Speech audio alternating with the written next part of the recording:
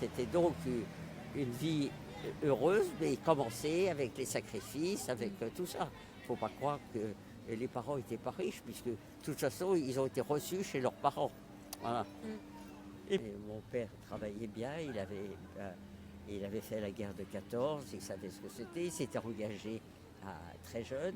Il avait même dit qu'il avait triché sur son âge pour pouvoir partir au front. Ça a marché. Et puis après, il est revenu de la guerre, il avait 19 ans.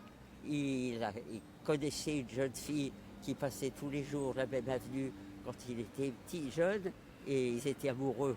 Et je sais pas, et elle est ma maman, elle est devenue ma maman, et ma maman disait toujours, j'allais à la messe pour voir si tous ses frères et sœurs n'étaient pas en deuil. Bon, vous voyez, pour vous dire, et quand il est rentré, eh ben, 3 mois après, ils se sont mariés.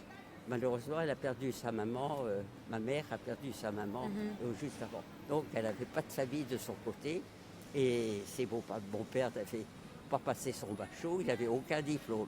Ses parents lui ont dit, bah, vous venez habiter chez nous. Et c'était avenue des Gobelins. Et puis voilà, mes parents sont entrés pendant quelques années. Et puis bon, mon père a commencé à travailler. Puis il s'est dit après, au bout d'un moment, il dit, ben, le boulot que je fais, ben, je peux le créer, je vais le faire moi-même. Et mon père a créé une société d'engrais. Alors il était rentré de la guerre en 1920. Et puis en 1926, il a créé une entreprise qui a prospéré très bien. Et c'est un beau ménage qui a fait 9 enfants et tout. Voilà, voilà c'est tout.